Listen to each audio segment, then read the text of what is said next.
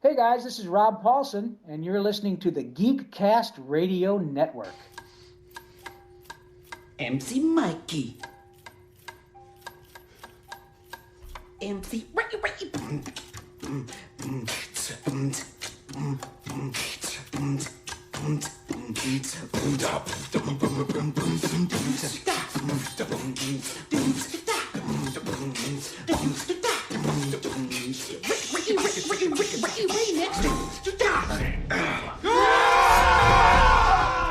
You are now on the inside of what I like to call the circle of trust. We are all connected in the great circle of life. You know something, Bert? What? I think you and I are going in circles. It feels like we're going in circles. The circle is now complete. When I left you, I was but the learner. Now I am the master. Because it's a circle. Yeah, we heard about the circle. Yes, we're familiar with shapes. Hi, this is Chuck. This is Greg. And this is Dan, and we are Talking in Circles, brought to you by the Geekcast Radio Network, the podcast where we love being turtles.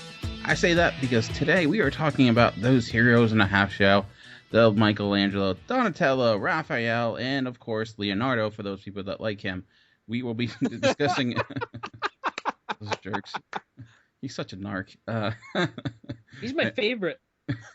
Well, we'll find about that. We'll be talking about the Turtles. Yeah, we'll be discussing the movie that just came out, and overall, we figured, hey, it'll be a little bit of a nostalgia trip as we talk about them and what we got into them back in the day. So we'll get that into the second segment of our show. But before we get to that, how's the week been going for you guys? Pretty good. I normally don't start these off because I don't normally have anything that I've really done throughout the week. Pretty low key. I don't really go out that much. But something actually happened in my room. Ooh, hold on. Oh, yeah, something happened in my room, guys. That's where the magic happens. It was actually not that long ago. Today, the day we're recording this, I got another spammer, guys. Nice. I got another spammer. This one's Skype Spammer. Yeah, I'm not going to give the ending number that they have, but the name's Pink Kitty Bella. Nice. Yes. Pink Kitty Bella. And for those who maybe aren't sure what we're talking about, I don't know, maybe a month ago or so, Greg had a special Skype spammer who was very apt in getting him to some sort of website with a bunch of cams and whatnot. So yeah, with the promise of lots of nudity. So, well, there you go. From you or them? I mean, I guess that was never clear. Well, from probably both, I would guess. I guess that's the way you do it. I don't know who would want to see me naked ever, but okay. But I guess I'll read through for you guys. Story time with Greg. I'll do a girly voice when it's her or him or whatever the hell was Skyping me. The 55-year-old Asian guy who's really typing, pretending to be a young, promising college co-ed. Yeah, pretty much. But I'll do a girly voice. I'm sorry to all women for the voice that I'm about to attempt, and I'll do my my normal voice for when it's me, so I don't have to keep saying the name every 2 seconds. Here we go. Hey. Starting off well. Is that hey with 3 E's? No, it's spelled normally. Okay. Hey. Hello. Hey, sweetie. Hi. How are you? I'm great, babe. How about yourself? Doing pretty good. Is this Big Gay Al from South Park? Yes. Doing pretty good. What are you up to? Hey, thanks for adding me. Found your info in the Skype member search. Smiley face. 24 female. You? I am 29 male. I never knew there was a member search. Well, I'm home for the summer from college, trying to get myself into trouble. Wink. Laugh out loud. Are you into college girls or cougars? What? That is the question of the night. He Really? should have just said cougars and shut her down right there. It's okay. My You're like- mom's here. It's all right. She's sitting next to me. I didn't want to cut her down too early, so I because I'm like, oh, this is gonna be great. But so far, I think she's been doing better than the other one. Yeah. And then I went on with, oh, where do you go to college? I'm into college girls, of course. Of course, laugh out loud. I'm recently single, and I really like chill, drama-free guys who I can show my little body off to. Laugh out loud. Promise you won't record me if I show you. I wouldn't record anything, but I feel like this would be too good to be true, and that a giant penis will pop up on my screen. Laugh out loud.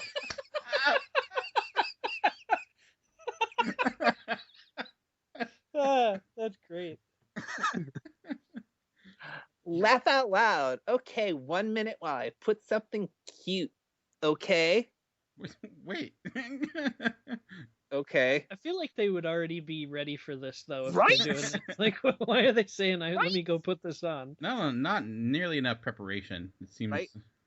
Let me minimize this and pull up the penis picture for you. That's really what they mean. Let me go put my camisole on. Again with the camisole. No, that was something I just edited. Oh, okay. I go, okay. K, smiley face. Go here. And it's another one of those cammeetup.com sites that she sent me a link to. Do you see my cam? It may just be my pic because you're not a member yet. Yeah, they have a thing where you can do that on here, not a random site. Okay, yeah, just accept the invite and it'll connect us, smiley face. I'm not going to a site that I don't know. Oh, I think you might have to fill out some stuff. Sorry. Everyone gets verified as being real on here. Keeps the creepy people away. Laugh out loud. Wait, how do you Not verify uncreepy people? It's like, oh, I don't know. creepy people are real too. It's like that doesn't stop someone from being creepy. Oh, you actually exist, so you're clearly not a creepy person, unlike those. My response was, wow, so does this company give you guys all scripts? Because she's towards the second part here, she's like talking like the other person all of a sudden. Okay, yeah, I had to do the CC part too, frowny face. That how I got my profile verified as real. A kissy face. Did you get in? I hate that question. Sorry. My response was, not even paying attention to what I'm writing anymore. Okay, let me know when you're talking so I could spend you some private time loving kissy face. Oh. Awesome. My response was, Fagus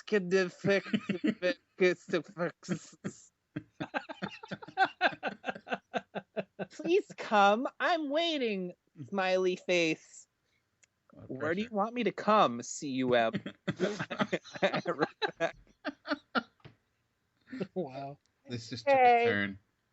K. And then after the K, it was she like really wasn't responding as fast as she was before. So I'm like, yeah, I'm not doing this. Sorry, you're a spammer person. And then I waited for a couple more minutes and I'm like, okay, bye, spammer person. And I blocked him after that. Oh. These people are just like, they go like pretty, like a little bit of wiggle room in there, I think, where they could kind of personalize it a little bit. But then they just go automatically into this script like that they stick to, and they don't even pay attention at all to what you write there. Because, like, I seriously just typed in gibberish. I just started tapping keys like I'm playing Street Fighter or something. And please, I'm waiting. They must be run by the same people that run Comcast. So, what we're saying, if you're gonna spam someone, at least put some effort in. Like, come on. Dan, they're on the phone with their ears, and then they're just typing shit in, like they copy and paste from their script and put it in. Wow. So that was the tale of Pink Kitty. So that's exciting. Pink kitty, soft kitty, little ball of fur. Spammer kitty, shut up kitty. Purr, purr, purr. So, wow. So interesting. As good as the last time, if not better. No camisole this time. No though. camisole. That would have been perfect though, because it's be like they're really trying to push these camisoles. It's like that is the thing, but We really need to write stuff down and prepare next time for the next one. you should. Maybe ask them, like, are you going to wear a camisole? I'm really into camisole. Yeah, or like get something from like the Jehovah's Witness like playbook and just start putting that in. It's like Ask them if they can wear snow pants and a parka. Like that really turns me on. Speaking of that, Chuck, how's your week been going? Well, not that good. Didn't do too much this week. I was able to go to the local county fair this past week with my girlfriend, which is always fun. You know, you see a lot of interesting people there. This is one that's been one of my favorites since I was a kid. I've pretty much gone like every year since I was probably like 5 or something, but actually got to go watch some tractor pulls, so that was pretty cool. They were like those souped up tractors that have like ridiculous amounts of horsepower, and they pour out tons and tons of black smoke into the atmosphere. Nice. It's always good, you know. But yeah, that was kind of cool. Had some nice food. It's funny too because they had the building with like the rabbits and different things and all the animals, and they had like a building for the poultry. They had like all the chickens in there and everything. And then immediately next to that, there was a food stand selling like chicken products. Fresh. And I was like, chicken. gee, I wonder where they get their supply. Very nice. So this fair is like chicken Auschwitz. Oh. I got some buffalo bites there, and they were awesome.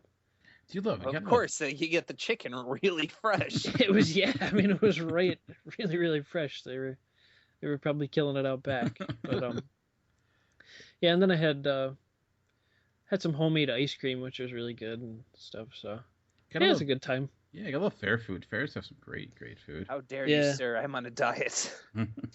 I mean, sometimes we go for some rides. This particular fair, like, you have to pay extra for the ride, so we didn't really do any. But honestly, I like just going for the food and just kind of pigging out. Nice. So, especially looking at the weird people that are there too. That's always fun. Oh yeah, there's a lot of animals there. Let's just put it that way. A lot of pink kitties. It's just a lot of farm animals and some other animals too. It's bad when the farm animals smell better than a lot of the people there. So they're nicer too, you know. They're more polite. A little bit more personality, you know. Yeah, better manners. The pigs and the sheep are friendlier, you know. Yeah. See, I have not been doing much myself. I've been working a lot lately. Did have a really random thing though happen yesterday. Something I found out, and that's oven doors fall off for no apparent reason. We were cooking. Hopefully not work. Oh, son of a bitch. When we were cooking, and my wife went to open the oven door, and all I hear is this large bang, and all I see, I walk in on the ground. The oven door is just like there, and then part of like the front of it, and then like part of it with like the padding and stuff, it's just hanging out, and like it won't close. So like I have to hold it down. We had food in there, so I had to hold it down with my the oven mitt, like while she tried to get it out, and it was a very spring-loaded thing. So if I moved it, it would have like crushed her hands. So I was like, This dinner just got really difficult. So yeah, apparently it just fell off for no apparent reason. We fixed it eventually, but it was just like apparently oven doors fall off. That's a thing that happens. And the first thing that came to my mind was like Dumb and Dumber, when it's like our pets' heads are falling off. I'm like, our oven doors are falling off. But I don't know. That's just me. That's pretty crazy. Yeah. But I haven't been able to do much else. Chuck, have you been able to watch anything or anything of that nature? Listen. I think I've heard you might actually read a few things, if I'm not mistaken. Yeah. What? Doing that whole reading thing.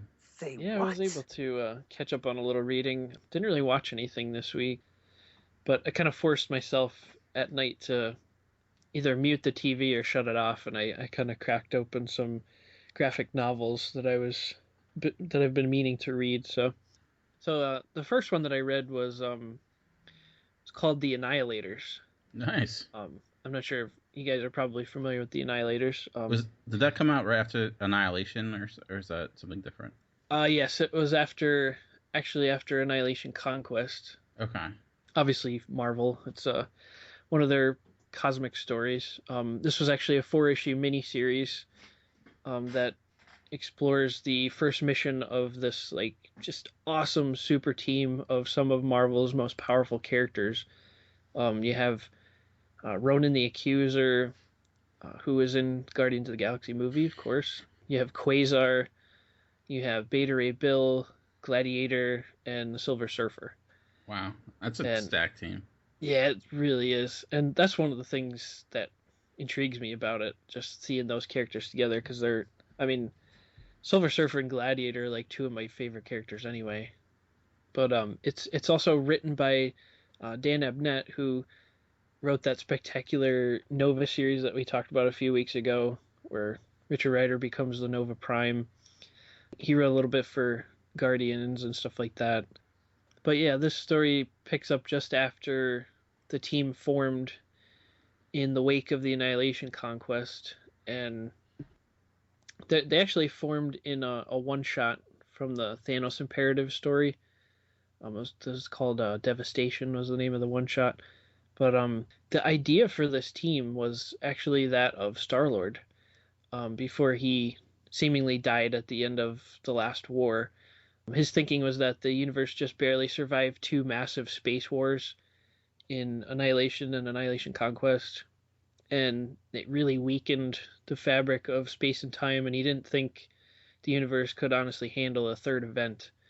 So he basically wanted a first responder team filled with some like real heavy hitters that would just stop any sort of evil schemes right in their tracks. And Nova actually helps put the team together, but he says that he can't join because he has a better team to hang out with. So it's like, you guys are cool and all, but I got this whole Nova Corp thing I gotta deal with. I gotta go hang out with Power Pack.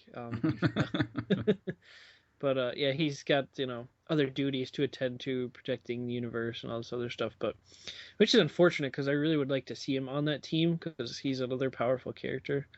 I think he kind of teams up with them later on down the road, but not in this story. But essentially, the team fulfills their purpose in this very first mission. They have another member join, which is Icon, a Galadorian space knight, which Star-Lord wanted the Space Knights to be represented on the Annihilators because they're such great warriors. And this Icon is actually a female, and she's like the greatest living Space Knight that's remains. Like a lot of the other great ones are killed off and everything. And so she has like this suit of armor and stuff, and that kind of gives her power. And they've been trained since they were young to find weaknesses in their enemies and all this stuff. So there's a little bit of confrontation in the beginning where she kind of like gets in a fight with the other ones, and they're obviously holding back and stuff because they don't want to hurt her, but she kind of like embarrasses them with her fighting skills, which is pretty cool. So they end up hearing about some activity, and you have a bad guy by the name of Dr. Dredd who shows up. Not Dr. Dre. But forgot about him. So. He shows up, and he's got a plan to release the imprisoned race called the Dire Wraiths, who are it sounds like diarrhea. It's like... Yeah. Surprisingly, though, these are scarier. They don't live in a bucket, but the Dire Wraiths, they're the eternal enemies of the Space Knights, who Icon is a part of. And right now, the Dire Wraiths, their home planet is called Wraith World. The whole planet is in limbo. They were imprisoned there many, many years ago. And they have like this sorcery that's powered by the rays of a black sun. I don't know, whatever. But the black sun is kept shielded by a dark nebula. So, let's just keep making stuff up. But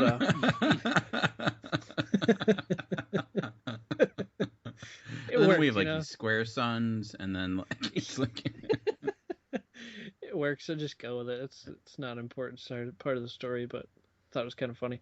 But Dredd actually like tears open the sky and like releases this black sun, and it's wreaking havoc on the solar system, and it kind of starts to like fuse with the other sun because they have like, you know, two immense stars with like their own gravity and everything. So, and since the Wraith World planet is in limbo and the black sun is now unleashed, things are like way out of balance apparently, like this cosmic balance in the solar system.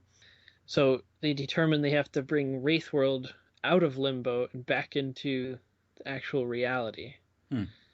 And they end up like accomplishing this and defeating Dredd.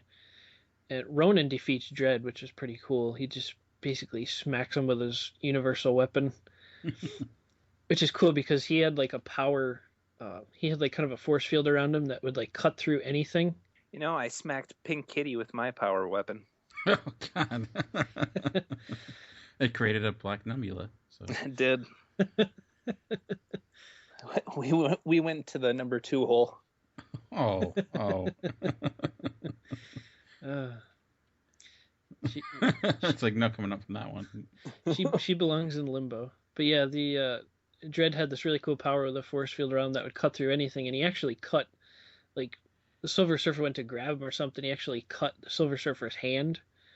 Ooh. Which it doesn't matter because he could like grow it back, but it was like, wow, like, you know, how could you do that to the Silver Surfer, you know? But and he pretty much like kicks all their butts, but because they can't touch him. But Ronan's yeah, it was actually MC Hammer posing as Dr. Dredd. Well, Dr. Dredd's mortal enemy, MC Hammer, which is really Ronan. He just changed his name after the 90s.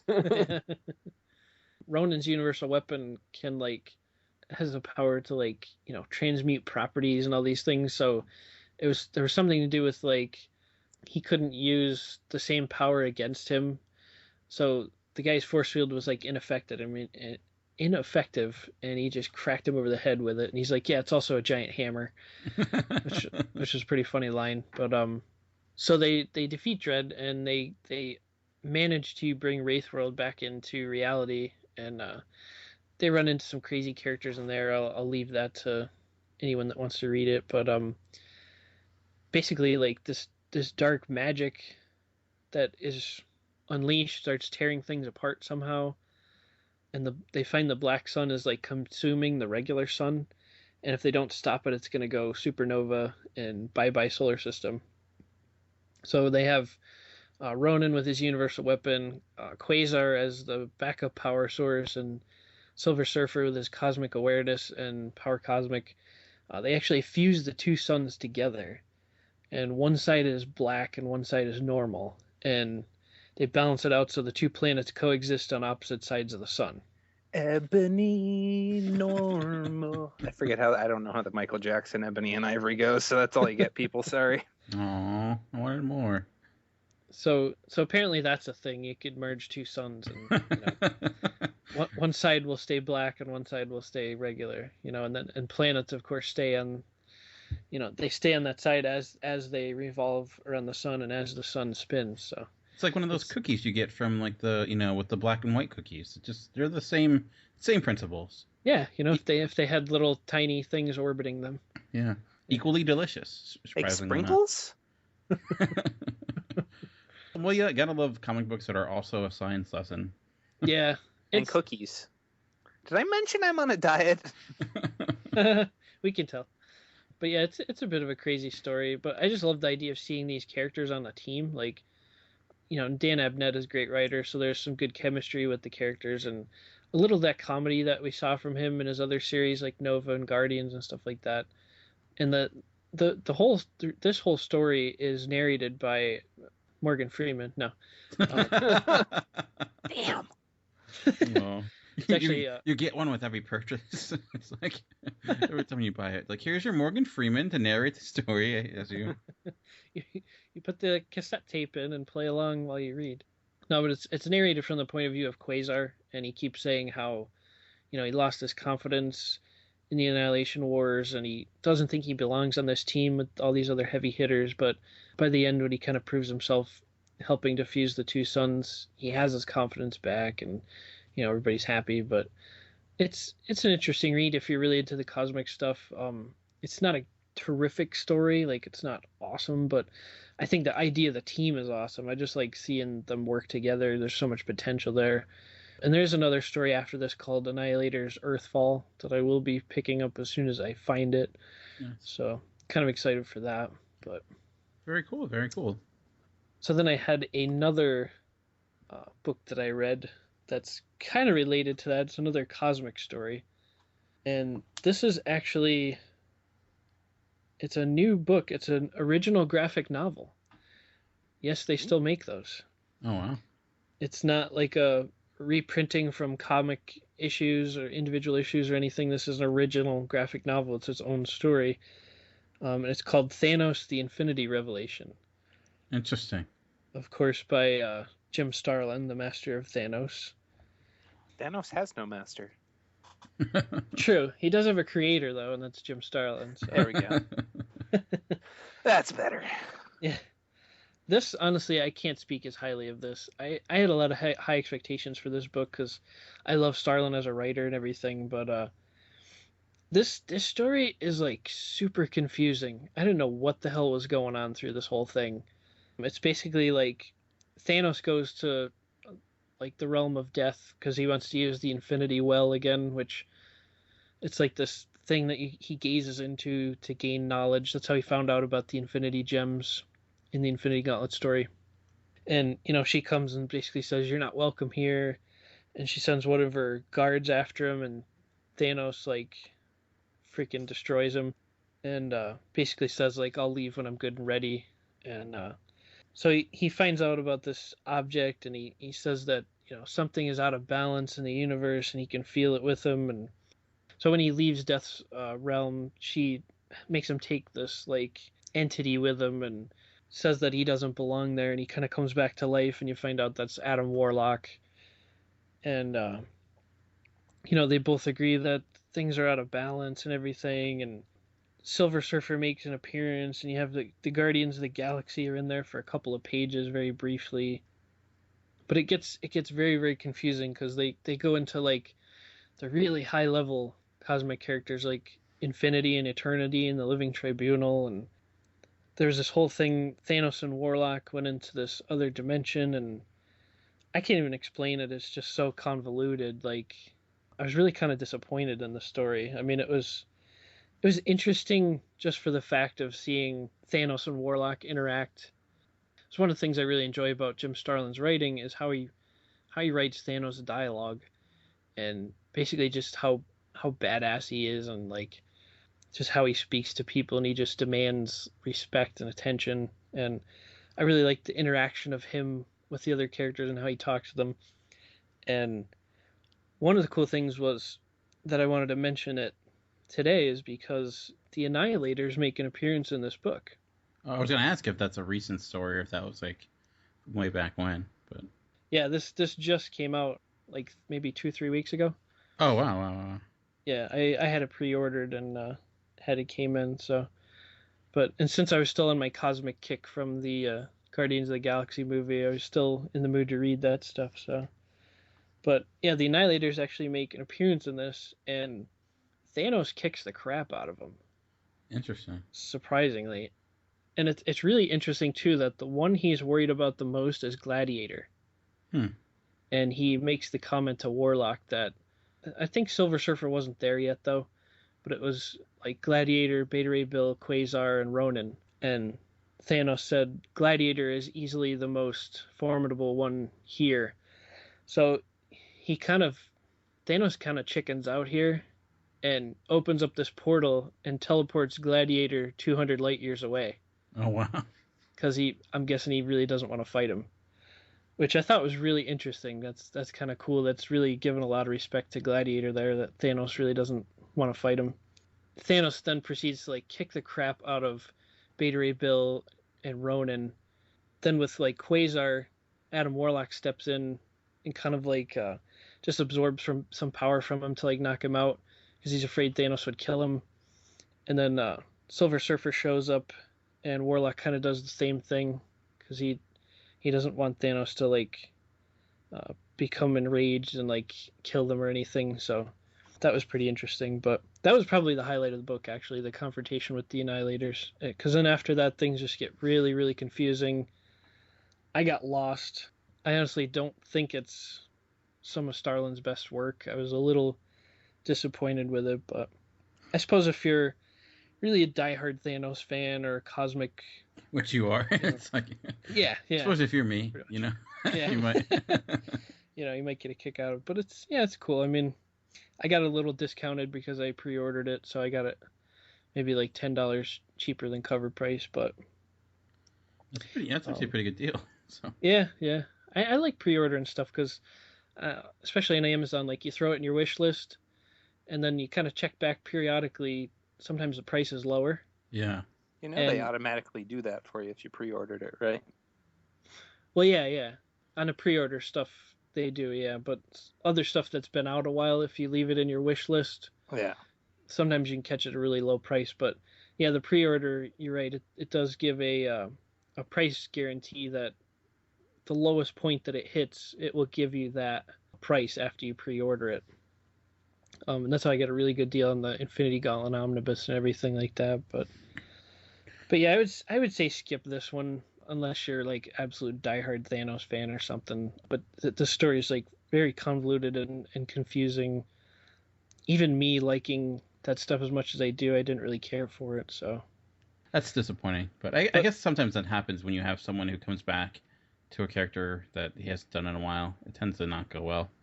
Thinking like Frank Miller with the Dark Knight Returns sequel that was overly. I'm sick of the destroying reality and recreating it, and yeah. It's like, and it happens like twice in this book. I'm like, well, I think we're going a little bit overboard here. Man, yeah, it's only so many times you can like restart it. Eventually, you start breaking it. So yeah, I mean, I like getting into the smaller details of it and stuff anymore. Like I said, the confrontation with the Annihilators was the coolest part for me. I thought that was awesome. So alrighty.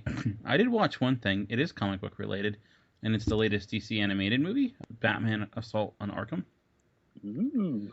Yeah, and what's interesting, Nice. It takes place in the same universe as the Arkham games, apparently, which I've only played a little bit of the first one. I haven't played Arkham City or the other one, the Arkham Origins or what have you. So I do wonder, though, like if having some of that knowledge would make this a better movie. Not that it's a bad movie, but certainly there are certain tie-ins, because I couldn't really place it in which the continuity of that story, because it's the idea behind it is it's actually not a Batman-centered movie, but they just throw Batman in the title because it'll sell more copies that way. It's actually centered on the Suicide Squad, and for those who don't know, that's like Amanda Waller's government team where she gets villains, characters, and after kidnapping them or arresting them, she implants bombs in them and forces them to do her dirty work, just like we did with the Action Hero draft. So it was kind of like the Thunderbolt storyline during the Civil War, where they had nanobots put in them. Exactly. They actually did a cool thing with that on the Arrow TV show too. They had the Suicide Squad on there. Yeah, and what she needs them to do is the character of Deadshot, Harley Quinn, I think Killer Shark, Boomerang, Captain Boomerang, I think his name is. I forget. This guy with the boomerangs. Some other Tarantula or something like that. It's a character I think I've never seen before. Deadshot's kind of like the lead, really. And I always confuse Deadshot and Deathlock. Those two always confuse me, like who's who. You mean Deathstroke? See, I did it again. Deathstroke. Yeah, Deathstroke and Deadshot. I always confuse it because they have similar looks, and so Deadshot's the guy with the red eye. Yeah, so I always remember it. And the idea is like Amanda Waller needs them to break into Arkham, and the Riddler has some certain secret file that she needs them to get, and without anyone noticing or anything like that, so they have to break in. And Batman actually is more of a tertiary character for the majority of it, kind of just like showing up in the background here and there. By the way, kids, tertiary. It's your word of the day. The more you know. Yeah, please God, not have kids after some of the stuff we talked about earlier. Anyways, but so they have to break into Arkham and all that stuff. And Batman does become more and more of a character in the story as it goes on, and I think that was actually a mistake because it feels like it was really pigeonholed. And I did overall like it, but I think that I would rather spend more time with the Suicide Squad because I think I'm almost Batmaned out at this point. Like, I think DC has done as much as they can with them when it comes to animated movies, and then they have all these interesting characters they could have done more with. And it was overall well done, but I think what they did is they didn't know how to make the Suicide Squad into like sympathetic characters you would root for. They try to give Deadshot this story of him having a daughter, and like you see him, he has a photo of her, and they always show that every so often, and he's supposed to be like the anti-hero per se in this, but it doesn't really work all that well if like one moment you're having him like feel bad about his daughter, and then 2 seconds later like shooting down unarmed police officers. It's just like him having a daughter doesn't work there, so trying to make him sympathetic in that way isn't effective based upon his actions. If anything, I think they should have even tried that approach and just made them who they are, and it just more so played against the villain angle. One thing too, it's probably the most violent DC animated movie to date. A lot of head explosions, actual sexual intercourse in this, not like graphically, but certainly happens. I'm awake now. What? Let's just say Harley Quinn gets down, and right. You find out. By the way, I highly recommend her new series that's going on in the comic book world. I've heard good things. We've had I think a few reviews on Geekcast Radio. Someone's doing those, but yeah. So because she's kind of crazy, and like she's a thing for Deadshot, and that kind of becomes a thing. But there's a lot of great comedy, I would say, especially with Killer Shark and whatnot, and the Joker ends up showing up too. I do think though, like there are some rather big twists in it, but the twists are so obvious, and they're ones that have been done before. You can kind of see it coming. Like when they're supposed to be like, oh, Batman is. I don't want to ruin it, but there's certain things happen with Batman, and you can tell that's not going to be the case. But so that was a little disappointing. But overall, it was good. The action was nice. It was tightly paced. It never really let up. Like I said, the characters are really strong of most of the Suicide Squad. So I would put it like in the upper middle range of the DC animated stuff. Not nearly as good as something like Red Hood or The Dark Knight Returns, but I'd say I enjoyed it more than like Batman Year One or the last DC animated movie, which was like Justice League War or whatever.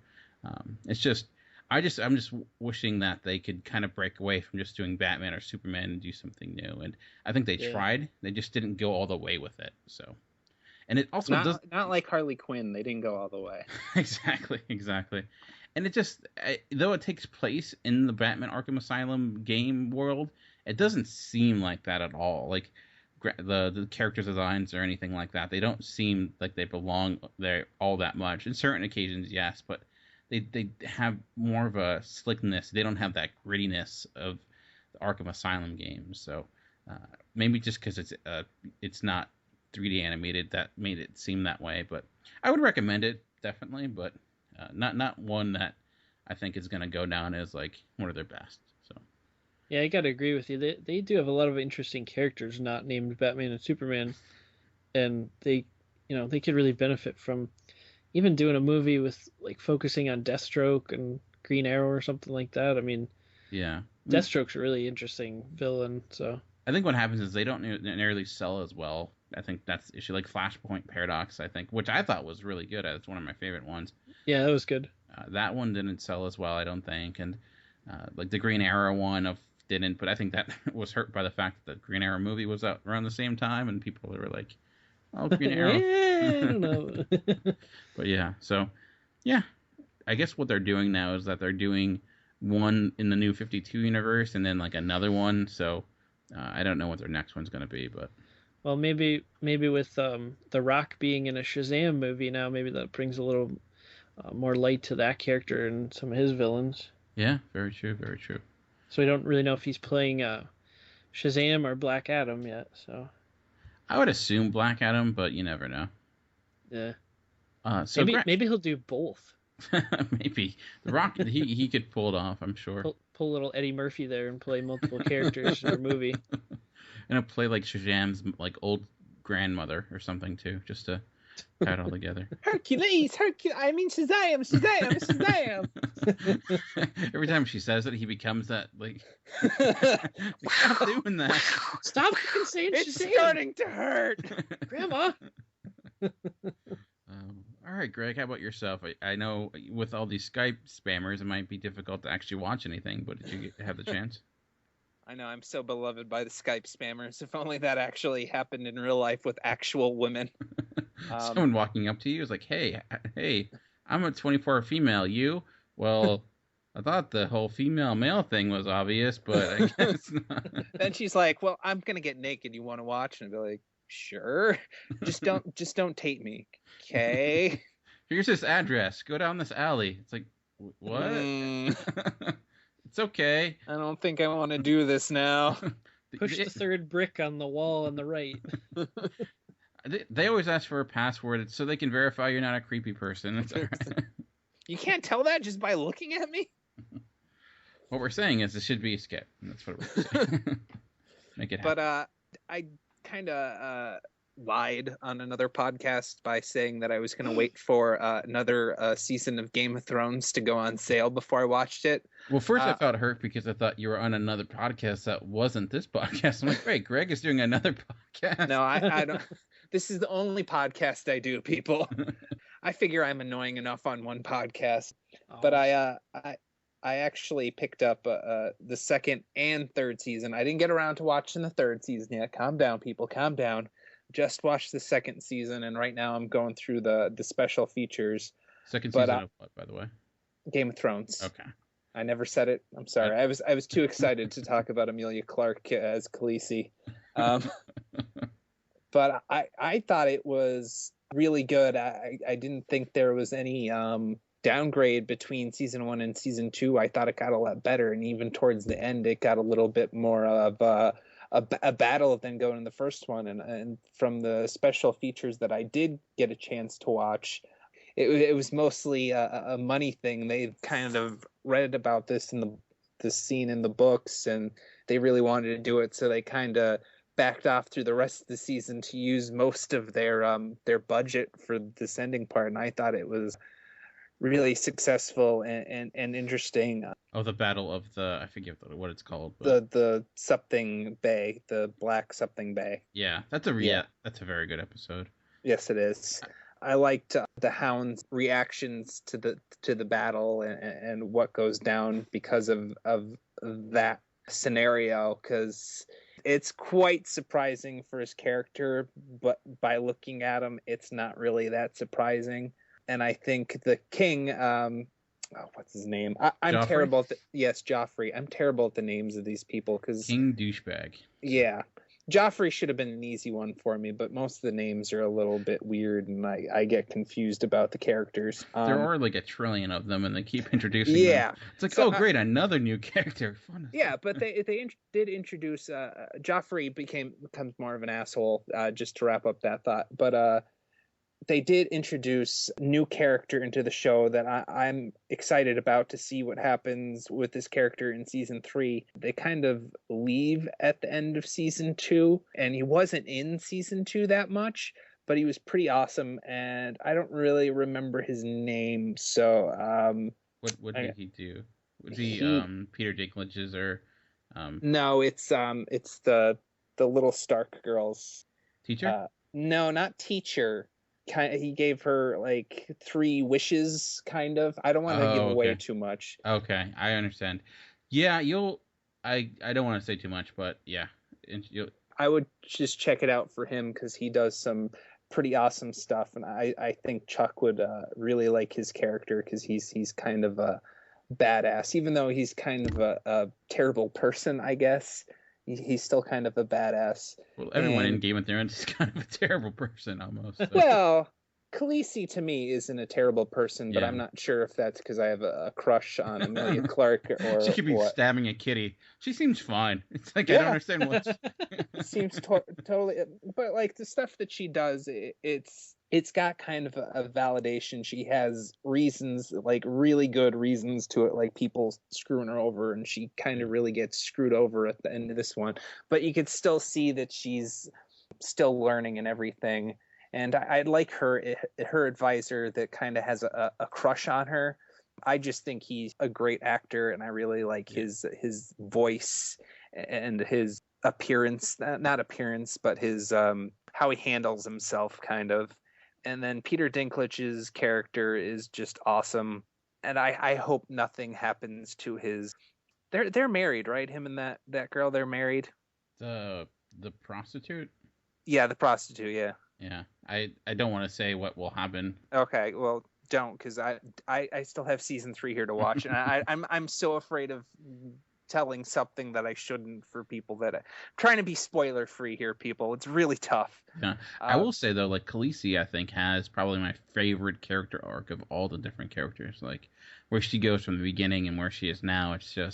Her journey is pretty incredible to witness. Yeah, you could see her like climbing up the charts. Like they kind of set her off on this own little island to help her kind of build herself away from these other people that are just so powerful, all these different kings coming together. And that's my only thing, is there's so many characters coming in and so many kings. How does this line up? That's my only problem with it, is trying to figure out who's who with the Neog Zoo. And I'm pretty sure that's a saying just around here, because there is an actual thing around here called a Neog Zoo around Scranton. At least there used to be. Yeah. It used to be like twice. But I liked Peter Dinklage's character. I like his wife, I guess I'll call her, character, and his bodyguard for the most part is enjoyable. That's who I thought. When you said a new character, I thought you meant his bodyguard. So. Yeah, he showed up in towards the end of season 1. I did enjoy him there. I can't remember when people show up and when they don't. It's all right, Dan, because it's a lot to take in. Yeah. With these shows, but it's so good, and it's such a highly developed world that you just get sucked in, like I did, instead of waiting for it to go on sale, just buying it straight out now. I keep watching it while some of my Twitter followers, the very few that I have, might know that I keep trying to write a novel along with writing Unknown, which there is another episode at the end of this one. So I watch while I'm writing, so I may miss a lot of stuff. And I swear I had a question for you about it, and I'm not coming up with it at this moment, Dan. I will say one benefit of watching it as it airs is that it does the previously on section where it will highlight a certain character that maybe you haven't seen in a while. So it's like, okay, so here's a scene you're probably going to remember from season 2 because it might take place, might have ramifications in this episode. So yeah. Does it yeah, that's always helpful. They do that in a lot of shows, and I've always really found that helpful. Yeah. Maybe once I got them all again, maybe I'll go through again. Here's a question for you, Dan. Sure. I'm trying to sell this show to my parents because I think they would find it interesting. But the way I keep describing it, it doesn't fit their category of likes, because my mom's not really into fantasy, and she's not into stuff that is really gory, because any movie that's kind of gory, like in Braveheart where they killed that horse, she calls those movies like that kitchen movies, because she'll go hide in the kitchen during. That's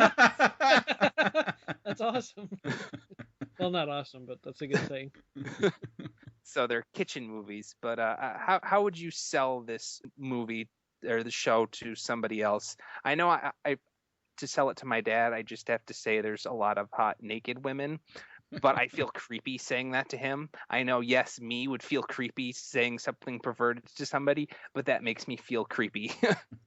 I mean, it's a hard sell because it is a little bit niche. I mean, I guess you'd say if it's the thing to sell on it, how it has some of the best character development, and it's like watching. Did they like Lord of the Rings? I guess not Lord of the Rings, since fantasy is not. My dad watched Lord of the Rings with me. I think he found it a little bit boring, and no offense to anybody that likes Lord of the Rings, I have the first trilogy myself, but I found them just a little bit boring and a little bit long and winded, and so did he. But I really enjoyed Game of Thrones. I think it's better. It's a little bit more action packed. There's more to do with the characters and everything. I think there's just a lot more going on because you have a TV show and it's more tightly packed because you have that 45 minutes or 50 minutes of a show to do. I mean, I don't know. I guess the best way to sell it would be like, I don't know. That's a good question. Huh. So, show it to them. I mean, I think it's one of those shows where it's like, you just kind of have to sit down and watch it and force them. Yeah. Be like, this is, maybe say it's like something you just have to experience, some of them that it's, or maybe underplay it. So I don't know. I think that's just a show you got to kind of watch and see. Cause I know a lot of people who aren't in the fantasy or aren't into the whole sword sorcery. Like Carol doesn't like Lord of the Rings either. Who's my wife. But she likes Game of Thrones. The Lord of the Rings is your wife? Yes, it is. Yes, the entire cast is Dan's wife. One ring to rule them all. One Dan to rule them all. But are you her precious? Depends on the day. One talking in circle to rule them all. But yeah, so it's like Lord of the Rings, but more real world, maybe. Because it's not, the fantasy is very light, I would say. Yeah, and it started to come more into play towards the end of the second season, especially with that new character I was talking about, and of course the triplets that Khaleesi has. Yeah. Now you just have to watch the South Park episode where they parody not Lord of the Rings, but Game of Thrones, and it is amazing. It is fantastic. You can almost not watch the show the same way anymore, but it's South Park at their best. So I'll have to watch it because I do enjoy South Park, but like everything that's on TV, I forget when it's on. Like I've only watched one episode of The Strain, but I still want to see more. So. But I've been a little disappointed with that. Oh, Dan, don't say that. At least I had the books. But to wrap up on that, because I really didn't give too much information, but that's because I wanted to be spoiler free. But to wrap up, is second season is really good, guys. If you haven't been watching Game of Thrones, I highly recommend checking it out. I just handed over season 1 to my brother and his fiance, so they're gonna get into that. And fun thing about my brother's girlfriend though is she will talk about chicks with me, and I'm pretty sure she has a crush on Selena Gomez, which is kind of weird but fun and funny to talk to her about. So I've also got that going on, so I can't wait to start a similar crush with Emilia Clarke with her. Wow, there you go. Very interesting. All right, so we're going to take a quick break, and when we come back, we'll be getting into something completely different as we talk about those heroes in the half shell, those turtle powers themselves, the Teenage Mutant Ninja Alien Turtles. So we'll see you in a bit. Returning for its second year is Grand Con Gaming and Comics Convention on September 19th through the 21st at the Crown Plaza Hotel in Grand Rapids, Michigan. This year, be prepared for more.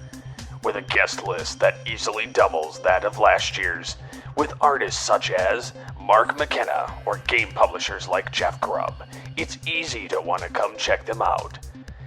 There will be a silent charity auction, tons of panels for gaming and comics fans, and the list goes on and on. Registration is open. For more information, visit the website grand-con.com.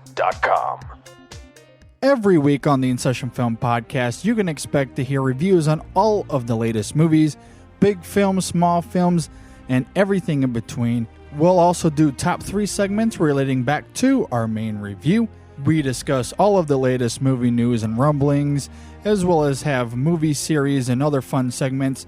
And we always talk about the films that we're watching and why you should watch them or not watch them as well. If you want to learn more about the In Session Film Podcast, check us out online at InSessionFilm.com. You can hear our podcast on iTunes, Stitcher, SoundCloud, TuneIn Radio, and so much more. In fact, you can listen to everything we have straight from our website. Again, that is InSessionFilm.com. Download our podcast, check us out, and come join us every week. We'd love to hear from you. All right, and welcome back. And a few weeks ago, the new Teenage Mutant Ninja Turtles came out, and we're thinking today, since it's been some time and like all the craziness and all the hubbub of that movie has died down, we'll actually get into some turtle talk. I know we do have a turtle-based podcast syndicated on Geekcast Radio, Turtle Flakes, which is, if you have not listened to that, do that. But we're just going to get into a little bit and just kind of going into the Ninja Turtles. Like, where was our fandom? Did we like it as kids? Is it something we didn't really get into? Was it something we sustained as adults? So I guess, Greg, maybe I'll start with you. I know we all grew up around the same time, so were you into Turtles? Because I know it was that phenomenon, and I believe it was one of your favorite cartoons of all time, so I'm assuming the answer is yes. Yeah, I was into it pretty hard. I had the Battle Wagon or the Party Wagon, and I had a bunch of the action figures. I always wanted the Party Wagon, and I never got that. I got it when I was older, and I stopped playing with them. I was like, I forget. I was like in the X-Men toys, but it was at the flea market, and I'm like, I wanted this before. I'm buying it now, and I'm just going to use it with my X-Men characters. So. Well, the bad thing about that is eventually my parents kind of threw it away without even asking me. So it's gone now, unfortunately. So are the action figures. Yeah, I wasn't too happy about that. But yeah, I was really into it. I used to watch the cartoon all the time. And just recently, I have been keeping up with it. I just got one of the DVD collections of it and watched that, and I really need to get more of those too, because it was good stuff, and I enjoyed watching it again, and I really enjoyed that YouTube movie that Turtles Forever that Chuck told us was on YouTube. So big props to Chuck for showing us that. But yeah, I love the Turtles. So I never used to read the comic. I didn't even know the comic existed back then. So yeah, I think we're too young for that. So this is something you sustained, or did you kind of forget about it and move on to other stuff? Well, there's a middle section there where like it wasn't really too popular anymore. So I kind of moved on to you move on to other stuff, but I definitely, if there was something out with Turtles, I'd watch it and whatever. And it never was really my Turtles anymore. Yeah. The Turtles that I used to watch. So I kind of grew out of it a little bit, but I'm still very nostalgic about my Turtles. So the classic. Very nice. Chuck, how about yourself? Yeah, I was a huge Turtle fan when they came out. I remember I was probably like maybe 4-5 years old, something like that, and I got like, all the Turtles action figures, like the 4 Turtles and Splinter and Bebop and Rocksteady and nice, Foot Soldier and all that stuff. Like I had like a ton of them, and I still do have them, thankfully. You're gonna have to post those on Facebook for everybody, Chuck. Yeah. Unfortunately, I remember the arm on my Donatello broke off, but I had to crazy glue it back on. How dare you? He could have just used it as a bow. Yeah. Just use his arm as the bow. It's the arm's glued on, but it's stationary. It doesn't move or anything. So. Or a guy can't pick up a piece of pizza. Yeah. So yeah, like I said, I never got the Party Wagon, which I always wanted. And you guys remember the sewer play set? Oh yes, I did. Yeah, I didn't have that. I always wanted that too. When I was a kid, I remember one time in kindergarten, I had like a play date with one of the kids that I went to kindergarten with, and he had it, and I was like, he had like all the cool toys. He had the big sphere thing, like the crane, the Technodrome. Yeah, the Technodrome. I'm like, oh wow. That's like the first time as a kid I knew what being jealous was like. He was like, that sounds almost exactly like Ming Chen from Comic Book Men. He was hanging out with some kid, and he had the as an adult? Technodrome. No, as a kid. I thought I said as a kid, but he went over his house and played with the kid, and he had it. And then as a child himself, right? Yeah. Again, not as sorry. Go ahead. And like he was over the kid's house, and the parents of that kid split up. And so the one day they had it thrown out randomly after the split up. And so Ming took it and started playing with it. And apparently the kid found out that he had it and wanted it back. So the parents came over and told Ming's parents that he had to give it up and everything. And he did. And he was so pissed off. Oh. Of course, I grew up in that time as well, and I was hugely into Ninja Turtles. I also, like I said, didn't have the party wagon until later. I had a lot of the turtles. I think actually my favorite character wasn't even a turtle. It was the rabbit guy. I forget his name, but Usagi Yojimbo. Yeah. He actually has his own comic book.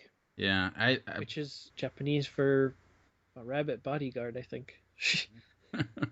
Well, Yojimbo is also a Kurosawa film, which we talked about earlier. Yeah, Jimbo. Yeah, it's the the word for bodyguard. But yeah, so I grew up with a lot of those toys. I forget which ones I had, but I had a good amount. I just loved how they came with those weapons that you would they were in the plastic thing, and you would take them out, and they would all have the different weapons that you could play them. Oh yeah, you'd lose them in like 2 seconds. Oh yeah, oh definitely. then there was there Baxter Stockman and Leatherhead and the duck guy. Remember the duck guy? Wasn't there a Rhino? Well, Ace Duck. He was like a pilot, and he wore the brown bomber jacket. Yeah. Speaking of a guy in a brown bomber jacket, did any of you... That sounded perverted and crappy. Did any of you guys have the turtle jet that spat out bubbles? No. No, you didn't have those? I had that. I think I still had it around. Like the blimp thing? Like the glider? No, it's not a blimp. It was a fighter jet. Oh, really? Yeah, and it would I know they made like a thing that... It was like that glider thing, and the blimp part could like attach to the top of it or whatever. No, it wasn't that. It was a fighter jet. It was white and had like a green nose cone and like decals that you could put on it. And you it had a little hand, like a gun underneath. It had a little handle, and then you could hit the trigger, and it would push out a bubble with that would fill up with smoke. And then when it dropped on the ground, the bubble would explode and smoke would come up. So it was like a little toxic bubble type of thing. I had that as well. I'm guessing that got pulled from the shelves because it caused a lot of issues, but. No, I did not have that. I did have that one turtle that was like a robot or whatever. Oh yeah. So, but yeah. So I think that's too. Like that was a big thing. There was a cartoon meant to sell toys, and it succeeded. Very successful.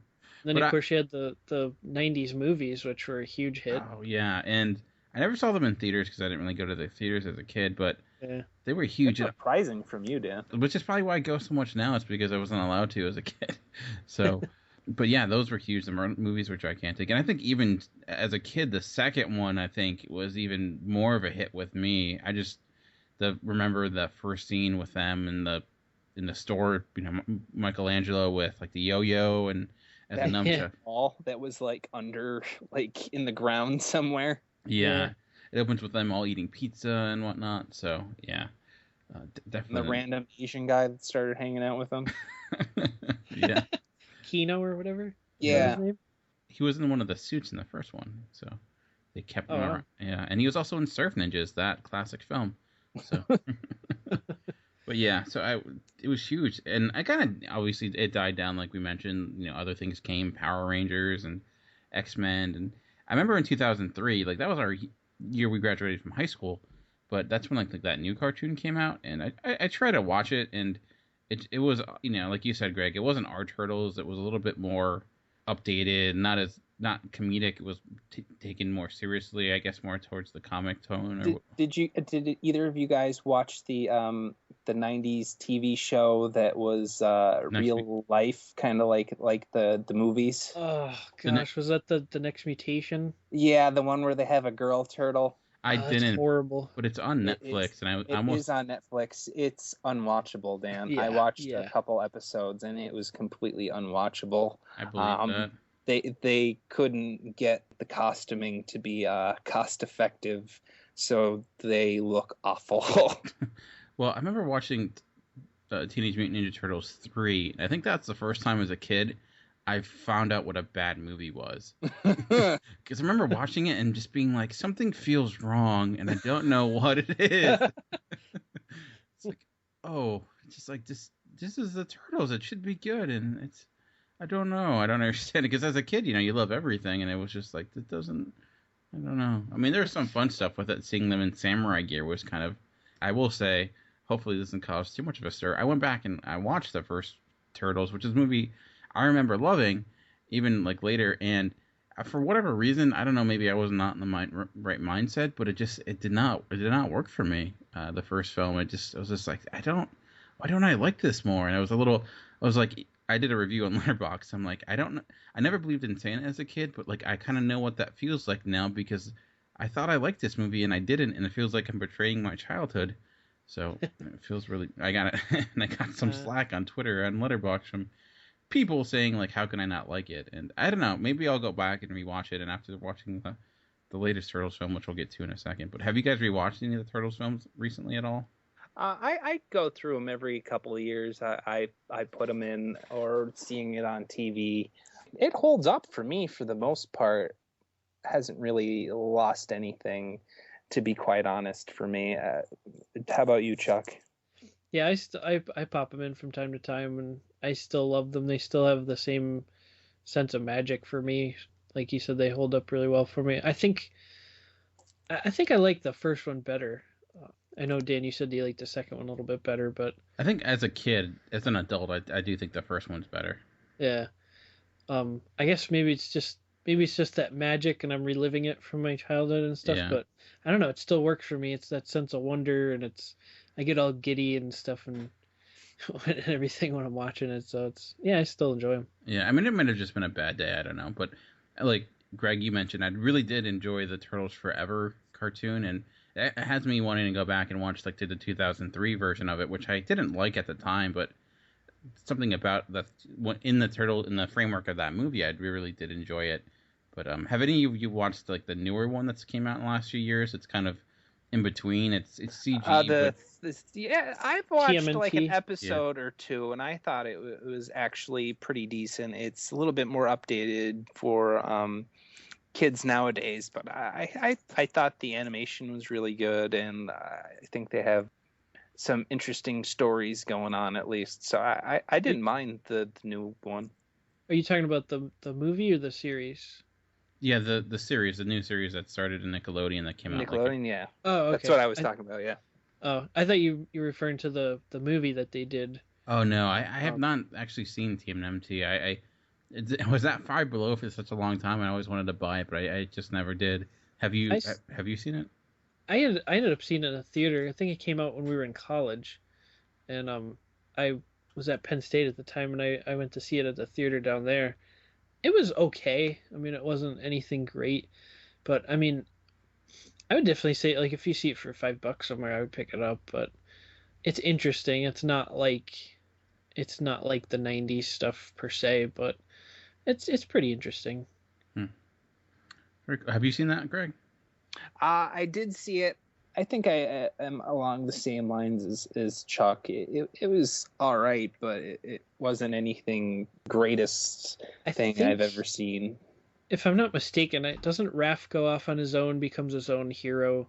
Yeah, Raph goes on his own. That never happens. Yeah, but he instead of just threatening, he actually does it. Like, he goes off on his own, and he becomes his own hero with he has a different persona and a different name and a different like costume and stuff, and it's kind of cool. Interesting. Yeah. So I guess kind of talking about Raph and all the Ninja Turtles, I mean, the most important question is, what is your favorite Ninja Turtle? Do you have a favorite? Oof. I guess I can go first, and for whatever reason as a kid and still now, my favorite Ninja Turtle has always been Donatello. As a kid, I was into computers.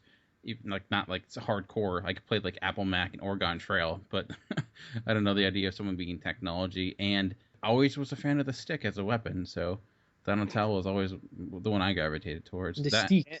Dan likes to use his stick as a weapon. I do. You need two hands. Greg, what about you? I guess I was the kid that always wanted to fit in. And I guess he is the most popular character, but I liked him because he was goofy, and I'm kind of goofy, weird, but I always thought he was fun. And you guys probably just from that know who I'm talking about. Splinter. My favorite, yes, my favorite was Michelangelo. Nice. Yeah.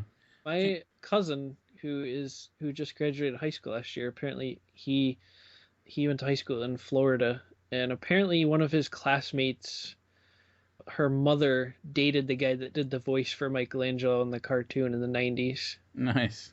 Which is, I know it's kind of a big chain to go through. Well, but you fit into the Kevin Bacon 7 steps there. yeah, It's okay. yeah. I just found out my brother-in-law just was hanging out with Glenn Close the other day. So there you Randomly. Oh, What? wow. Yeah. Nova Prime? go. Exactly. my wife's brother. So yeah, it's he's in Yale school right now. It was just a random story, but anyways, it's just one of those connection things. So Yeah. Chuck, so who was your favorite character? I gotta say my favorite was always Leonardo. Nice. I know you were kind of poking fun at I was only being mean. I don't know. I'm kind of predictable. I always go for those leader types, the noble, Captain America, Superman, Leonardo. Like they kind of fit that same mold. I will say Raphael was a close second though, because I kind of liked his attitude and I liked his backbone, so to speak, where he didn't put up with any crap. He was a close second. The two of them, I always enjoyed interactions between them and anything like that. I probably liked Leo a little bit more just because of his maturity and his leadership and stuff. But Yeah. I think my favorite character was probably Casey Jones. He was cool. A dude with just like a hockey mask and a bunch of weapons. I mean, that's pretty badass. So and he's But actually he used the Jose Canseco bat. yeah. It's funny though. Going back and rewatching it though, that was one of my the big standouts. Was I'm like, yeah, Casey Jones is still kicks ass, even today. I love that part when like he's in the stronghold of the foot and Master Tatsu keeps like grunting. Yeah. He's like, hey. He's like, a little Primatine will clear that right up. It's one of my favorite quotes from that movie. Oh, that's funny. Oh, very nice, very nice. So, anything else about the Turtles before we get into the movie? Who I don't think needed so. a fourth person here to like Raphael, though. I feel like if Walters was here, our other friend, Dan Walters, who doesn't come on to this podcast because he's always busy, could we just give him Raphael so we could have a nice little symmetry there? I could see that working. That working. Good. It's like, when you keep a table open for Elijah, it's like you keep a turtle open for somebody. I offended a lot of people. I apologize. Just don't make turtle soup with that open turtle. Exactly. All right. But anything else before we move on to the new Ninja Turtle movie? No, I don't think so. All right. Jump right in.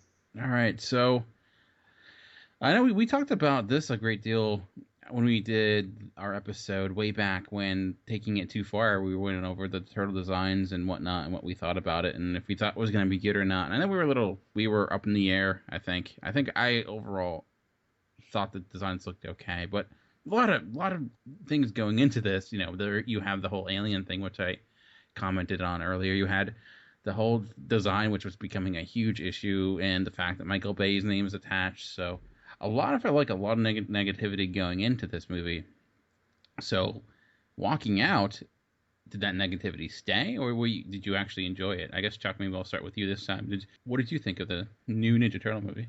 I would say overall I was disappointed. But then again, I kind of went in with really low expectations, like you said. And I'm glad that I did that because it was kind of on par for what I was expecting. I will say it was a kind of a fun movie. I mean, it's just so hard to shake that loyalty that we have for the original incarnations of the Turtles. So it's really hard to get past that. But I think like for a new generation of kids, maybe it's kind of a good take on it, like a good introduction. I didn't really have a problem with the altered origin story. I thought that made a lot of sense, actually. The fact that, they're April's pets as a kid and she's the one that discovers them when they're older. I kind of liked that part of it if they're going to change something, because it did kind of make sense. They weren't just changing it to change it. But another good thing, I think they, for the most part, they pretty much got the personalities of the four turtles right.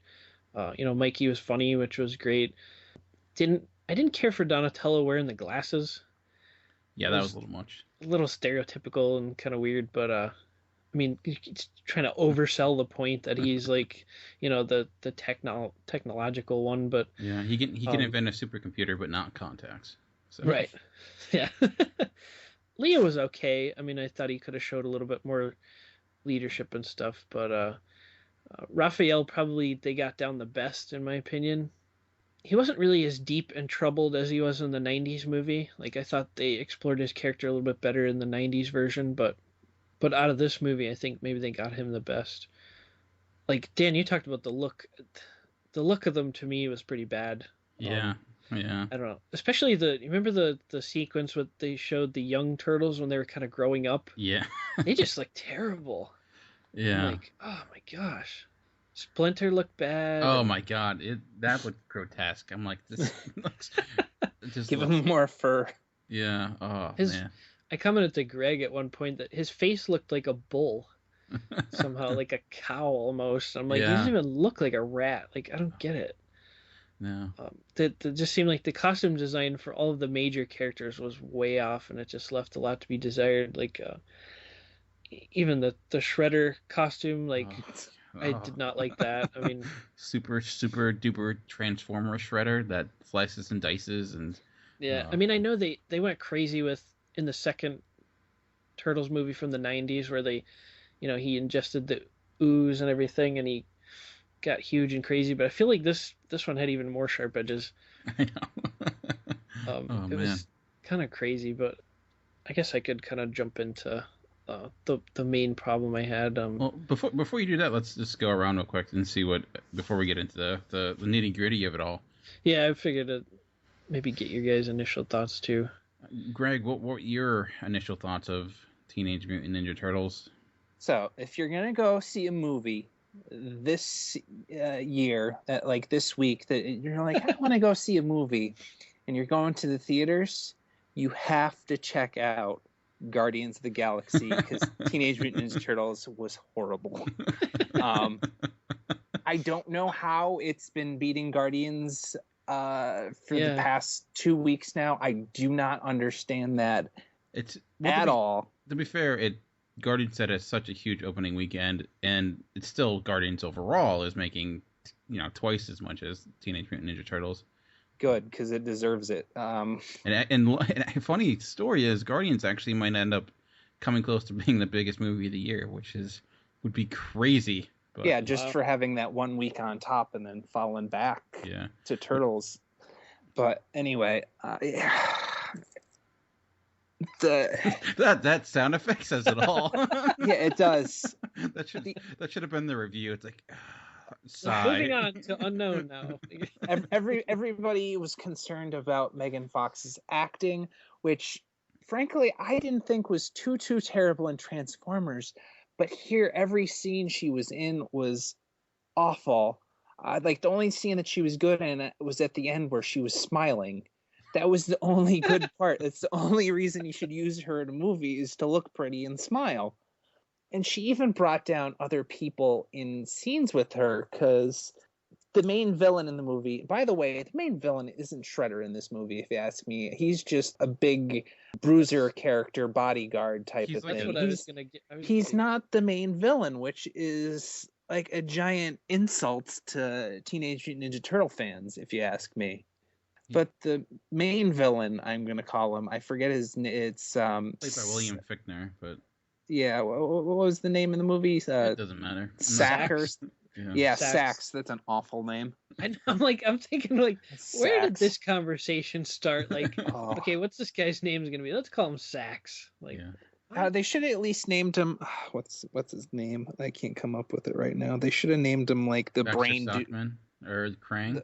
Krang, yeah, they should have named him like something Krang or something like that, and then maybe kind of lead up for a second one where something happens to him where his brain gets taken out or mutated and he becomes Krang instead of the alien aspect of that. That would, or the dimension stuff. But anyway, I'm getting off track. I didn't enjoy the character design. I thought there was a shit ton of exposition. Like they were explaining, like, we got explained to death in the theater, if you ask me. At one point, I was wondering if I was going to be staring at the exit sign like I did for 300, the latest 300 movie. I didn't actually do that because then we finally got into a little bit of action, which wasn't that much, and what the good action that was in it, you pretty much saw in the trailer of them going down this mountainside. And to be quite honest, I know you like that little story change, Chuck, of April raising the turtles, which I was fine with, but I didn't like the whole aspect with Splinter having to learn karate in the little time that he had. Like, how would the turtles be that experienced as well? Like, and Shredder where should they just get the weapons? It's like and how is like Shredder in an outfit would just kick his ass in 2 seconds, because he's like been alive for like what 50 years or something, so he should just be able to kick their ass just with a regular Shredder outfit, or even no Shredder outfit at all. Why do we need him in a robot outfit to serve as such a humongous threat to them? I didn't understand that at all. Yeah. So like, you can't teach yourself martial arts from a book. Like, yeah, exactly. You can't teach yourself martial arts from a book, and then to teach it to somebody else in such a little time, they shouldn't be anywhere near as good at it as they were. And the funny part is the reason why he did it. It's like, oh, they're getting too obsessed with the the pop culture of today, so I'm going to teach them martial arts. They're singing "Holla Back, Girl." Things need to stop, and we need to read this book on how to fight. It's just, it is.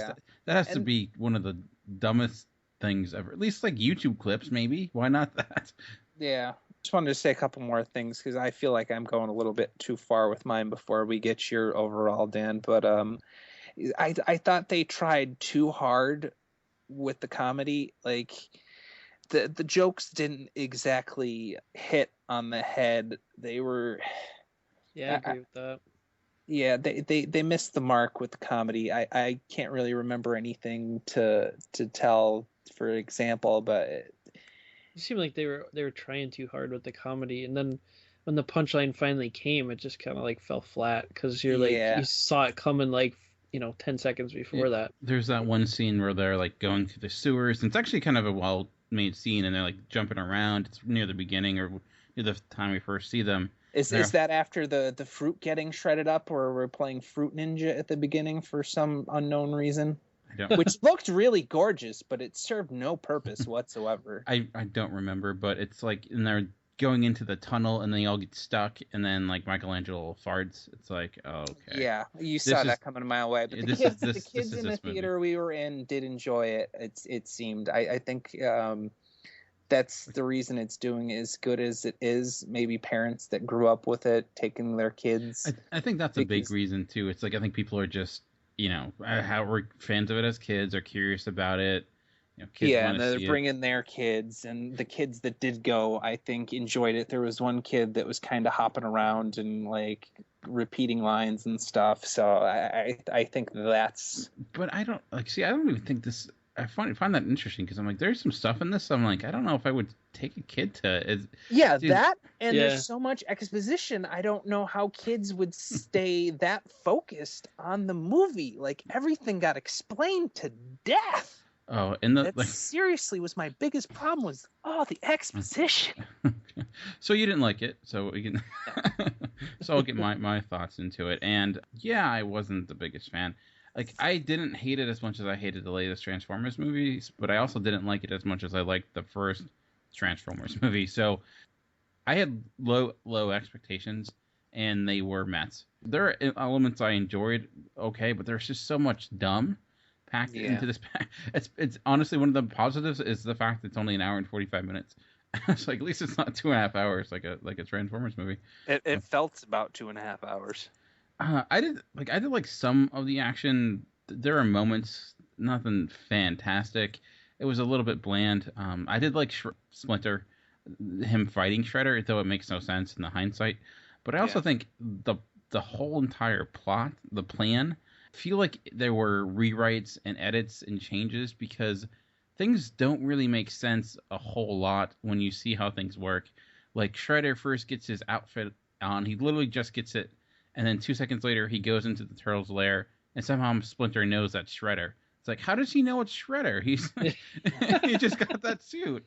Plus, that whole plot is really cliche, if you ask me. Yeah, and the things I like the Turtles. Like I agree, Chuck. I think they got the personalities down pretty well, and I just wish they would spend more time with them. And they didn't. And I felt like the connecting the April O'Neil to them in the past was just a quick way to try to get a connection there. Which she's like, oh, I had them as pets as a kid. Plus, they spent way too much time on her. Yeah, I mean that's honestly, I think it'd be better without her. I understand why she's there, but I thought if you go back to the first film, and honestly, like I said, when we watched the first film recently, I didn't like it a great deal, but I also realized what it does so much better than this. And first and foremost, it takes its time, and there's that great middle section. And as a kid, maybe I didn't enjoy it, but as an adult, I actually enjoyed it a lot. Where you just have that section where they're at the farmhouse, just like taking time. Yeah. That's one thing they do really well is explore the emotions of each character. Exactly, and in this one they don't do that at all. They don't take a second to stop. You have the beginning with April O'Neil. She's trying to become this reporter or whatever, and it's just tiring, and they spend way too much time with her character, and then they try to bring her into the action at the end, which is a mistake. You can just leave her out of it. Like in the first Turtles film, they didn't bring her in when they didn't need to. Like she was there when she needed to be, and then they let the Turtles take center stage when they should have. So, and I also think the plot of the villains has to be one of the most insane plots I've ever seen ever. Yeah. It's like we want to become more rich, so we're going to poison New York City with a mutagen, and then ransom it to get the cure. But they're gonna know it came from you because it's coming from your building. Yeah. Yeah. It's like, and Shredder's like, we're gonna be the kings of New York, but everyone's gonna be dead. So how's that gonna happen? And here's the thing: you just found out that you created a mutagen that makes animals into sentient beings that have superpowers. Market that. That will make that will make you stupid rich, like you want to be. or have an army of like Raza and Rocksteady and Bebop, and have them like form an army that you could take over and become king that way. I think again another big problem we're having with like blockbusters, like everything needs to be the end of the world. Like, oh, they need to stop it. It's like, no, just maybe you're just have it where it's like they're gonna expose the turtles, so they have to stop that from happening, or they're gonna use the mutagen on other animals and like create their own army or something like that. Like I don't that whole like mutagen thing was really ridiculously stupid. It was like, why would you do that? It just make no sense at all. I'll go to the things. I'm being really negative, so I'll go to things I did like real quick before I'll stop talking. By the way, I didn't have anything really positive to say about this movie. Like I said, one of my biggest positives was that it was an hour and 45 minutes. So, Still too long. Still too long. It could have cut. It could have cut. I thought some of the humor was okay. I liked Michelangelo a little bit. I did find some of his stuff, and his like infatuation with Megan Fox was endearing a little bit. They didn't overplay it by the end. I thought he had personality at least. I'm really searching for things that I liked really a lot. The snow scene was decent when they're going down the hill. I had a problem with that though, Dan. I will say like my biggest issue with it overall though, has the most obnoxious sound design I've ever seen in a movie. Like everything has a Transformer sound. Like when the section where like the tractor trailer is going back and forth, it sounds like a Transformer transforming. If Michael Bay's touch was on anything, it was in the sound design. Like everything was overemphasized. Everything was like huge, and like you would like set down a glass and it'd be like this shattering of sounds all over the place. It's just like, dude, just, take it back a little bit. Take it back. But I'm sorry, Greg, I cut you off. No, that's totally cool because I was cutting you off.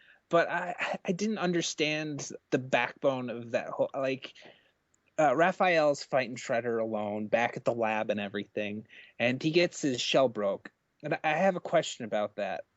I'm not sure if I was just not paying attention or what, but did Shredder just kind of get up and leave once he cracked his shell? He just left. Shell? Like he didn't take advantage of it at all.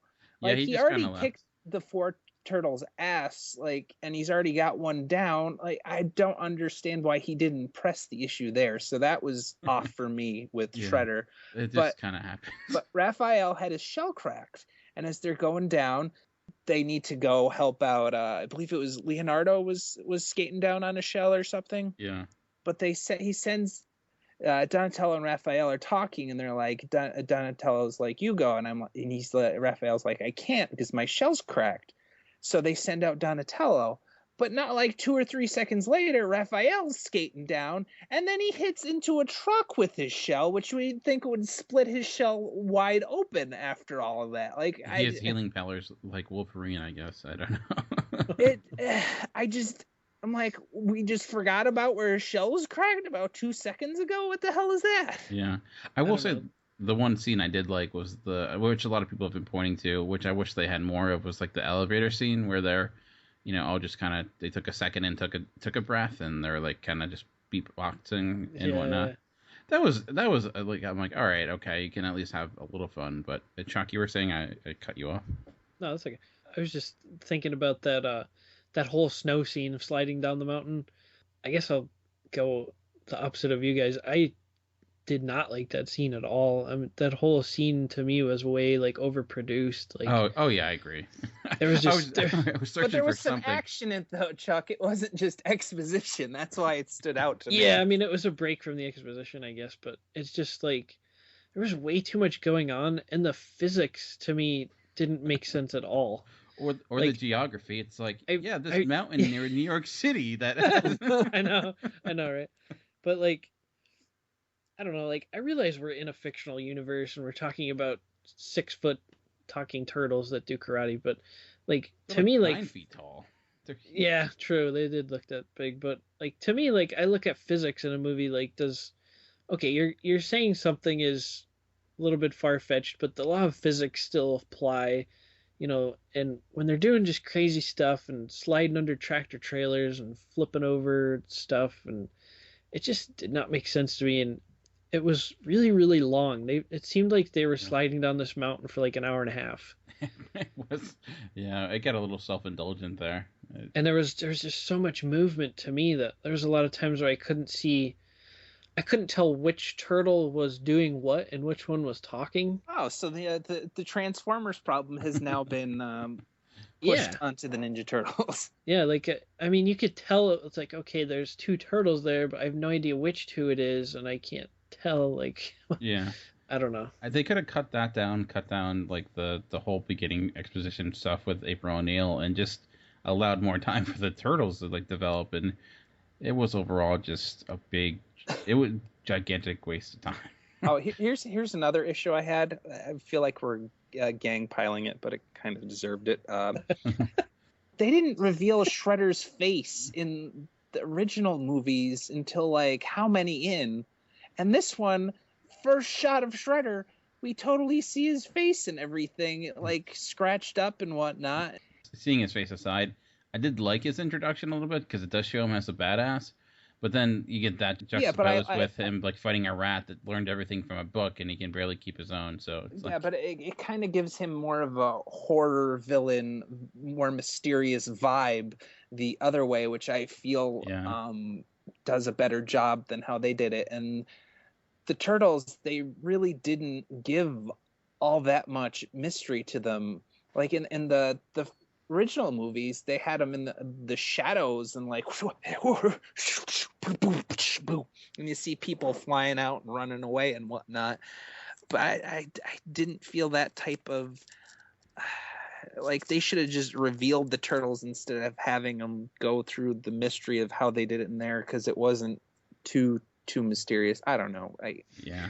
The whole like the whole Shredder thing, like I did have a problem with like the double villain thing in this movie, because like, you know, there's so much to focus on with the Turtles, and now you're throwing in like 2 villains kind of.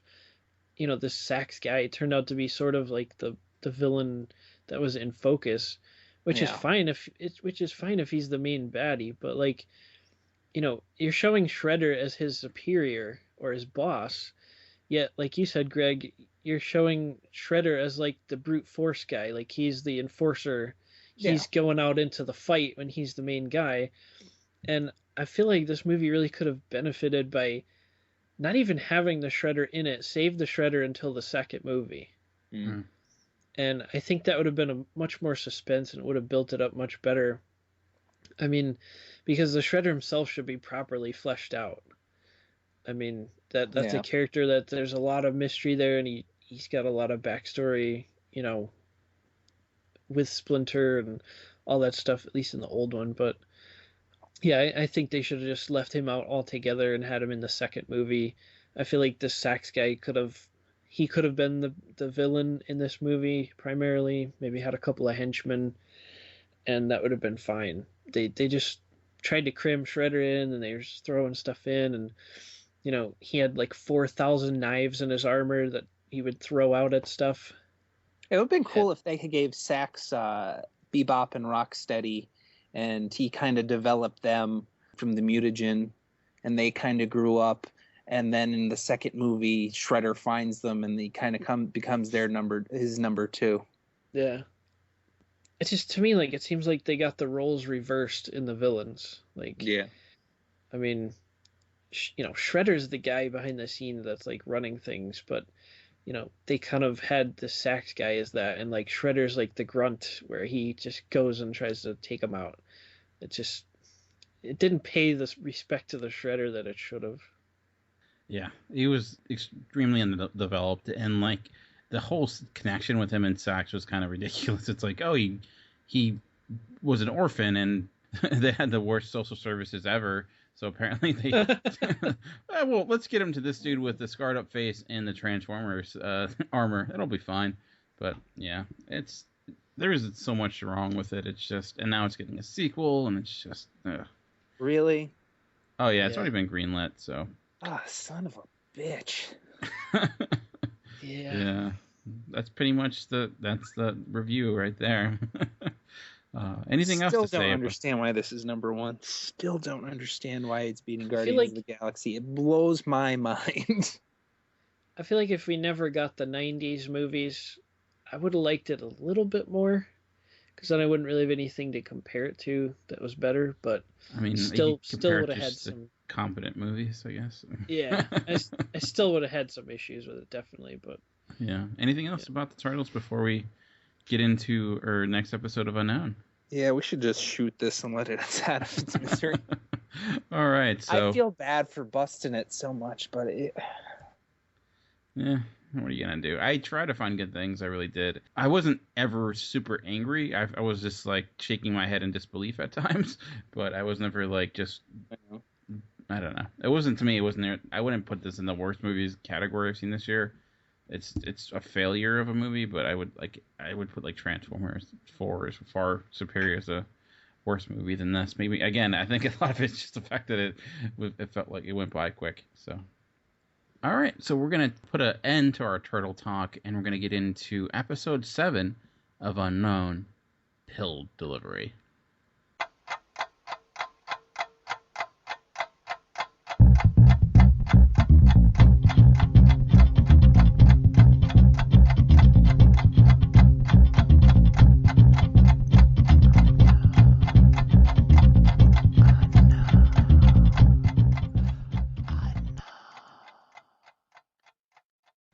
where the hell are we going, dead man?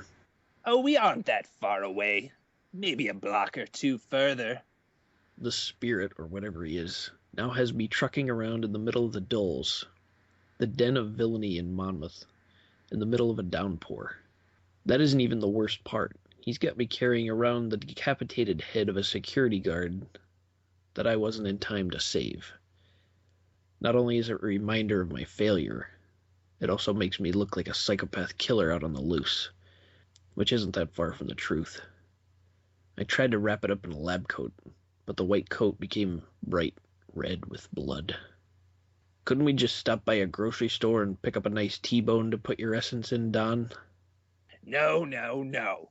This is much more comfortable. Besides, we don't have time for that.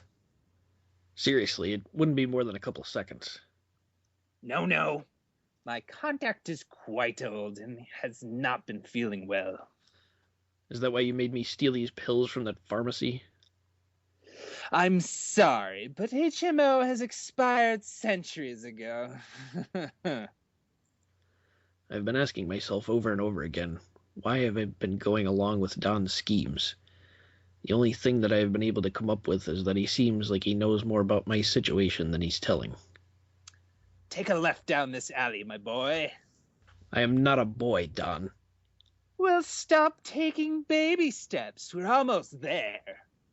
I never thought a spirit would be in such a rush. But this is very unlike him anyway, ghost or not. The person we are meeting with must be really important. Who is this person? Someone very important. That is all you need to know. When we first met, you said you could help me find answers. All you've managed to do is put me further into the dark. Enter this door here. I will not. Not until you give me some damn answers. Your answers lie right on the other side of this door. All you need to do is step right in and meet my friend that is waiting for us. Seriously? Yes. Just step inside. I grab onto the door handle of the nondescript door in the middle of an alley. I take a deep breath as I twist the handle and let myself and Don in. We enter a smoke-filled bar with a mass of people jammed inside. Don, should I really be carrying a severed head in here? It is fine. No one here will bat an eye at a guy carrying extra bloody body parts. As long as you're sure. Over there in the booth at the back. We walk to the booth in the back corner, its occupant still out of sight. The other patrons are unfortunately fully in view, with angry expressions and eyes of steel. No wonder Don said I wouldn't have a problem carrying a head through. The bar is full of rugged-looking men with larger, nasty scars and crudely drawn tattoos. This is a place where I could definitely find a brother in death. When we arrive at the table, we find a man of a different sort. Small, hunched over, and balding. This man looked closer to a more natural death than the other men we have seen walking through the bar. Ah, good. You're still here and still living, Hardy. Yes, for a moment longer. Who knows how much longer I may have left? Well, we have your pills. Hand them over, my boy. Good, good. Do you have the other thing I require? Yes, we do. Give him your sword. What? Give your father his sword.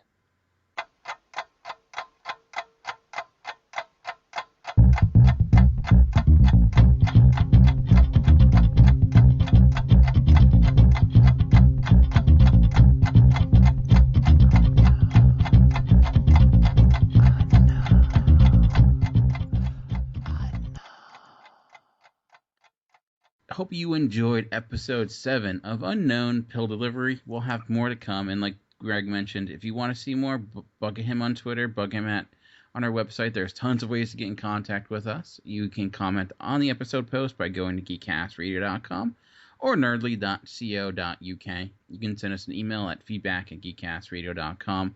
We're also on Twitter and Facebook. Just search Talking in Circles GCRN. I'm also on Twitter at Movie Revolt. And Greg, you newly on Twitter, where can they find you? I am at the Create Forge. And Chuck is in there in spirit. So we mention him on both our Twitters. we do. That's good at least. All right, so that will bring it to the end for this week. We hope you enjoyed this week's episode. And we kind of went all over the place, but yeah, it's a good time. Anything else before we bring this episode to a close? I'm not sure if you guys are into this or not. Dan wants to wear a shirt for Baltimore Comic-Con to promote our podcast. And I have a silk screening press that I have coming in from Amazon. So I was going to make up him a shirt, and me and Chuck but I was wondering if you, the viewers, would be interested in purchasing shirts or whatnot. I just wanted to get a head count. Maybe I'll ask Dan to put up a survey poll thing like he has for the Action Hero draft. And maybe get a count to see if it's something worth getting into or not. Even if we do get a positive response, don't assume that we're actually going to go through with it even then. I just kind of want to get a head count for now, see what's up. So that was my little thing. All right, Chuck, you got anything? Or are we ready to close? I'm done, I think. All right, so that is it for this week. We'll be back next week. Same time, same channel, same podcast feed. But for now, this has been Chuck. This has been Greg, or Pink Kitty Bella. And this has been Dan, and we've been Talking in Circles. We will see you next week. And this has been Talking to Spammers. that might have been our most random episode yet, I think. If we count the comic books, Teenage Mutant Ninja Turtles, spam accounts. Yeah. We went all over the place. Comic books. I think that may be the first time we literally did actually talk in circles. It took us 31 episodes, or 32 episodes. 32. This is 32. Also took us 2 hours. We had more entertainment in 2 hours than Teenage Mutant Ninja Turtles did in an hour and 45 minutes. Yeah. A lot more interesting dialogue. More character development. I felt like I changed a lot.